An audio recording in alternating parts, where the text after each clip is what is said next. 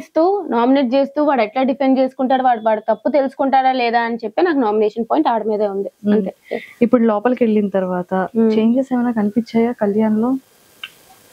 చెప్పాలి అంటే ఇంకా వాడు ఎక్కడో మారాడు, కంప్లీట్ గా మారాలి అనిపించింది. సమ్వేర్ టాప్ లో చూడాలి అని అనుకున్నా. అంటే ఎక్కడో కొంచెం చేంజ్ అయితే ఈ 2 weeks లో అయ్యింది వాడిది.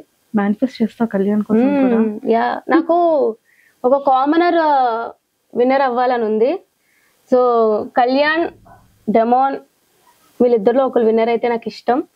బట్ కళ్యాణ్ నాకు డెమాన్ కూడా చాలా సపోర్ట్ చేశాడు అనమాట ఫస్ట్ నుంచి కూడా. సో నిన్న ఏం జరిగింది అది బయటకు వస్తే ఏడ్చాడే డెమోన్ కదా. నాకు డెమోన్ ఎప్పటి నుంచో ఫ్రెండ్ అక్క. ఓ మీరిద్దరు మొదటి నుంచి ఫ్రెండ్స్? చాలా ముందు నుంచే ఫ్రెండ్స్ మేమిద్దరు. హౌస్ లో వెళ్ళాక వాడు రీతుతో అన్నాడు కానీ మా ఇద్దరు బాండ్ ఎప్పుడు అట్లానే ఉంటది. కళ్యాణ్ లోపలికి వెళ్ళాక ఫ్రెండ్ నాకు సపోర్ట్ చేశాడు, కానీ డెమోన్ ముందు నుంచే ఫ్రెండ్. సో వీళ్ళిద్దరు కామనర్స్ లో ఒకరు విన్నర్ అయితే నాకు చూడాలని ఉంది. నిన్న ఒక ఇన్సిడెంట్ జరిగింది, నాకు నిజంగా అది ఓకే, వాడు అట్లా తొయ్యకుండా ఉండాల్సింది. ఇట్స్ నాట్ రైట్, నేను దానికి అపోజ్ చేస్తాను. బట్ ఎప్పుడైతే రీతు వచ్చి నాకు అట్లా అనిపించలేదు, లైక్ తను మా ఇద్దరి మధ్య ఉన్న ఫ్రెండ్షిప్ బట్టి అట్లా చేశాడు ఇట్లా, కానీ ఓకే నాకు ఇది యాక్సెప్టెడ్ అన్నప్పుడు ఐ డోంట్ థింక్ తను ఫస్ట్ నీల్ డౌన్ చేసేసి కూడా సారీ చెప్పేశాడు. మళ్ళీ తర్వాత నువ్వు రీతుకు చెప్పాలి, ఇదంతా చాలా ఓవర్ బోర్డ్ అయిపోయింది అని అనిపించింది. I really feel sorry for him. Yes, అంటే బేసిక్ గా ఒక ఇద్దరు కామన్ ఫ్రెండ్స్ లో ఉండేటప్పుడు నా మాట విను, నువ్వు ఇలా కూర్చో అనేది ఆటోమేటిక్ గా కోపంలో వచ్చేస్తుంది.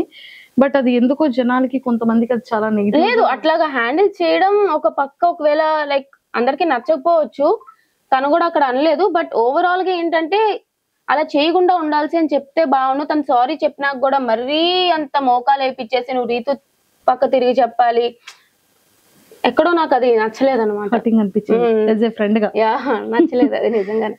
బిగ్ బాస్ జర్నీ ఎలా అనిపించింది రా శ్రీజ నీకు? అగ్ని పరీక్ష జర్నీ కానీ. Agni Pariksha journey is good. Bigg Boss journey కూడా బాగా వెళ్తుండే, బట్ ఎక్కడో బ్యాక్ స్టాబింగ్, ఎక్కడో టార్గెట్ అయిపోయినా. వాళ్ళు ఆలోచిస్తే బాగా అనిపిస్తుంది చాలా. నాకైతే నచ్చలే బిగ్ బాస్ జర్నీ, నచ్చలే. మీ అందరూ కూడా ఖచ్చితంగా టాప్ 5 లో ఉంటది శ్రీజ అనేది చాలా స్ట్రాంగ్ గా అనుకున్నాము. కాకపోతే మేమెవరూ ఆ న్యూస్ తీసుకోలేకపోయాం బయటకు వచ్చిన తర్వాత.